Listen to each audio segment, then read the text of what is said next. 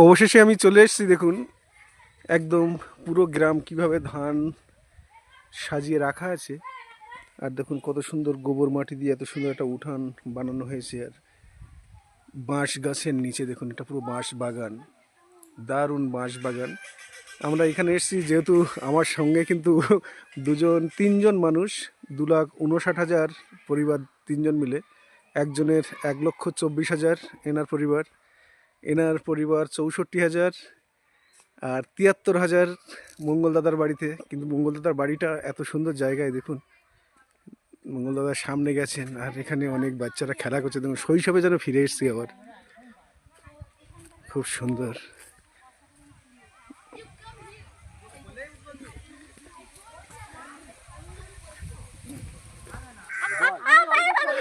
পুরো দেখে মনে হচ্ছে না আমরা শৈশবে চলে এসেছি। দেখুন কত ছোট ছোট সেই ছোটবেলার খেলা এরা খেলা করছে, দেখেই পুরো মনটাই যেন অন্যরকম হয়ে যাচ্ছে। তোমরা কি খেলা করছো? খেলাটার নাম কি? গজি খেলা। খেলো খেলো, তোমরা খেলো। অনেকেই গাজন বলে, গজি এক একটা জায়গার এক একটা ভাষা। তো যাই হোক, এটাও হলো একটা খেলা, ছোটবেলায় আমরাও খেলতাম। তো মঙ্গলদা কিন্তু আছে হাতে স্টিক নিয়ে।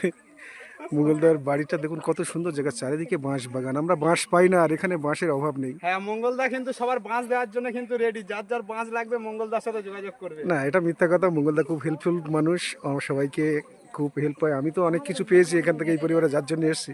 তো যাই হোক, এই সেই মঙ্গল দাদা।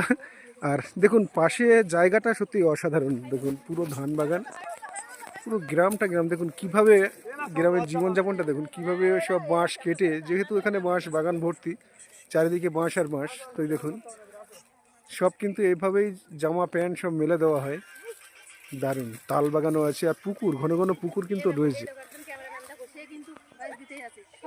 অসাধারণ জায়গাটা, সত্যি অসাধারণ। এই বাঁশ কিন্তু সুন্দরবনে যায়, প্রচুর সব বাঁশের গাড়ি বোট যেগুলো আসে যায়। দেখুন এই বাঁশ।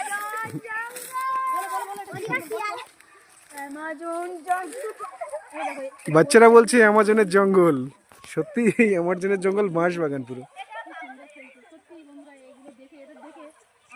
সেই ছোটবেলার কথাই মনে পড়ছে সত্যি। সুস্মিতা দিদিভাই আছে, এগুলো সব জ্বালানি হয়।